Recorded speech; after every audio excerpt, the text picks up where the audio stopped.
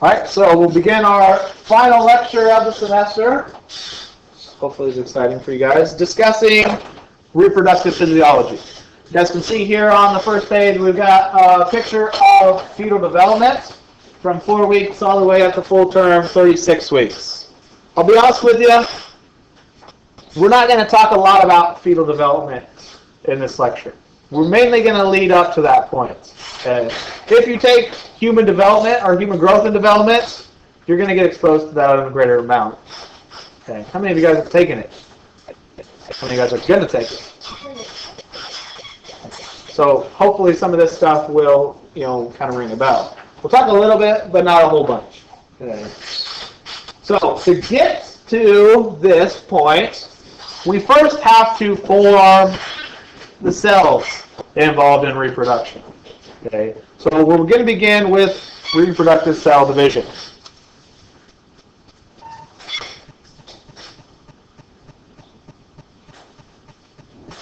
Early in the semester, we talked about mitosis, which was just typical cell division, which produced identical cells. Here we're going to produce sex cells, okay, that we call gametes. The cells that are needed for production of new offspring. Okay, gametes, and then our sperm, and in females they're called eggs or ova.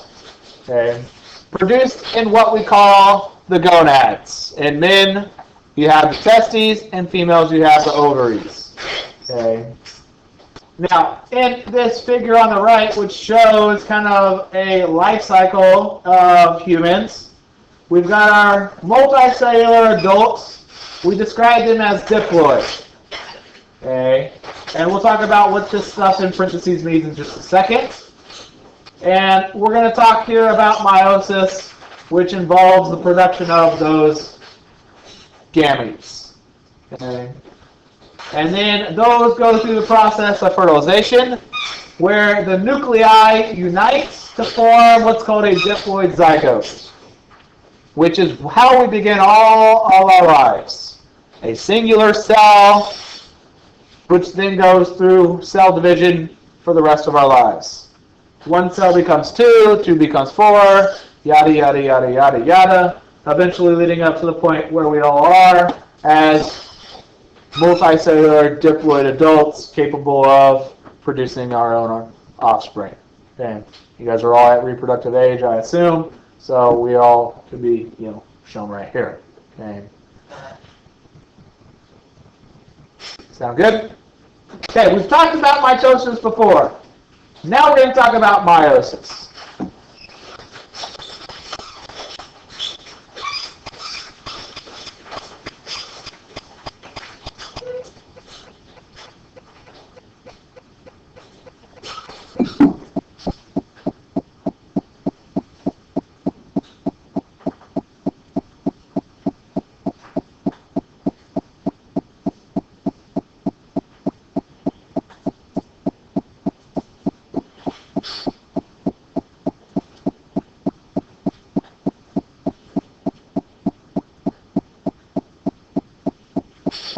Meiosis is essentially the fancy way to describe the production of our egg and sperm. Okay, it is also a fancy way to describe reproductive cell division. And this is what's taking place within the gonads. Ovaries and testes, ovaries and females, testes and men. And an important concept happens here. We take our number of chromosomes and we reduce it in half. Why are we going to do that? Anybody know why we take our chromosomes and half it?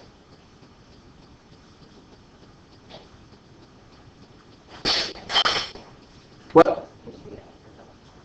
So that we can give half of our genetics and your partner can give the other half. Or if you want to describe it, you can get half from your mom and you can get half from your dad. Okay. Typically, our cells contain 46 chromosomes. We call our typical cells somatic cells. Okay, that could be a bone cell, it could be a muscle cell, it could be a neuron, muscle cell in our heart, whatever. Okay, those have chromosomes 46 in number, which we call a diploid 2N. Okay, abbreviated 2N, 46 total, and they're organized into pairs. Okay, we classify those pairs as 1 through 22. Okay, and then the 23rd pair is the sex chromosomes, either XX if you're a female and XY if you're a male. Okay, you learn a lot about this in biology if you take biology. Okay, now we get half from mom and half from dad, so that's why we call them pairs, because they organize themselves into pairs during meiosis, and then we divide them. Okay. And that process is meiosis, and it will form what are called haploid gametes, which are abbreviated N. And now the number of chromosomes is only 23. That way, when the egg and sperm unite through fertilization, the 23 combine to form a total of 46. That's half mom and half dad in our diploid zygote. Okay. This process is similar to mitosis. We still have prophase, metaphase, anaphase, telophase, or PMAT. The only difference is we do it twice, because it involves the formation of 4 cells from an original 1 cell. So we go from 1 to 2. That's through the first round of divisions called meiosis 1. Then you have meiosis 2, which is where we go from 2 to 4. Both of those stages have the 4 PMATs. Okay, prophase, metaphase, anaphase, telophase. And that's what we're going to just show off on this page. Okay. You will need to know these steps. Okay. And I'll tell you an easy way to help you figure it out, what we're talking about. So we'll start with meiosis 1, which is going to be a division where we take a diploid cell and we form 2 cells that are haploid. So we go from 2N and we end up with 2 N's. Okay, 2 haploids. Okay. So we go from 2N to N and N. Okay. So whenever you see going from 1 to 2, as in number of cells, that should always point you in the direction that this is meiosis 1. Okay. The other key is what's bolded here with what's called homologous chromosomes. Homologous chromosomes are also known as homologous pairs or homologs. Okay. Homologs or homologous chromosomes or homologous pairs refer to the maternal and paternal chromosomes that are forming. Okay. In the image at the top right here, we're showing a pair of chromosomes. In blue, they are representing the paternal. In red, they're showing a maternal. Okay. We're just basically zooming in at one of these 2 pairs that's shown here. How many pairs do we have? 23, right? They are simplifying this image tremendously by just showing 2 pairs. Okay. But when our cells are getting ready to divide, these chromosomes, 1 through 22, and then XX or XY, pair up. And that's why we call them pairs. Okay. Now, during prophase 1, something special happens, where those cells, or those chromosomes, get so tightly joined up that they can actually exchange segments. And we call this crossing over. And so what we end up with is a paternal chromosome that's got part of a maternal attached to it. And vice versa with our maternal that has part of a paternal. What this is going to do is increase genetic variability, which is an important process. We want as much genetic variability throughout populations as possible. Ensures that populations are going to survive. Okay. Future offsprings are more likely to survive if they're a little bit different than the previous generation.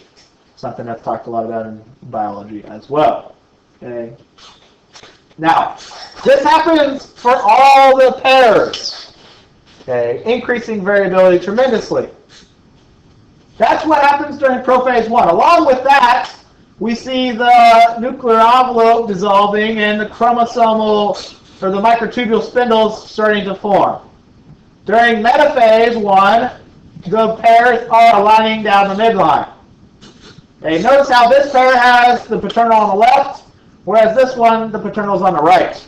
They align just randomly, basically. So that's also going to increase variability a whole bunch. Okay. Anaphase, they split to separate sides, and then telophase, we see cytokinesis, division of the cytoplasm, nuclear envelope reforms, microtubules are starting to disappear, and at the end, we've got 2 haploid cells. Okay. So during meiosis 1, we go from having our cells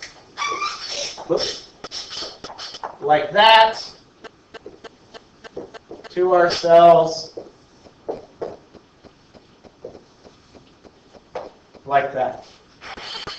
Now, to increase genetic variability, we'll show that a little bit of crossing over occurred. What happens in the second round is we go from 2 to 4, and we're going to separate what we call sister chromatids, which are what these X's are. Okay? It's not an X, it's more like a sideways V. Okay? So what separates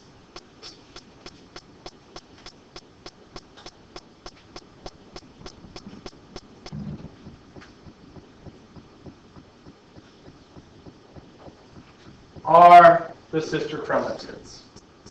And notice with my drawing here that those 4 are all completely different from one another. And each one of those could develop into an egg or a sperm.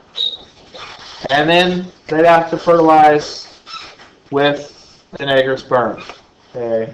Now, that's just for one pair. We have 22 other pairs. Okay. So there's tremendous opportunity for different variations to occur. Okay. So the key with knowing that we're talking meiosis 2 is that we're going from 2 to 4, and we're staying haploid to haploid, and it's sister chromatids that are separating. Okay.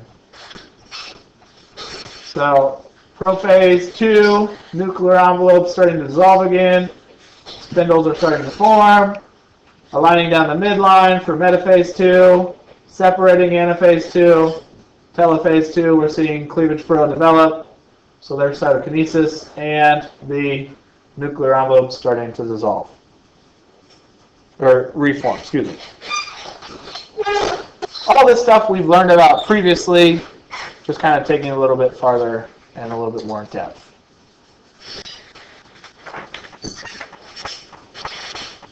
Okay, go ahead and write this stuff down, and we'll, since we're kind of out of time, we'll talk more about this. We'll pick up with this on Wednesday.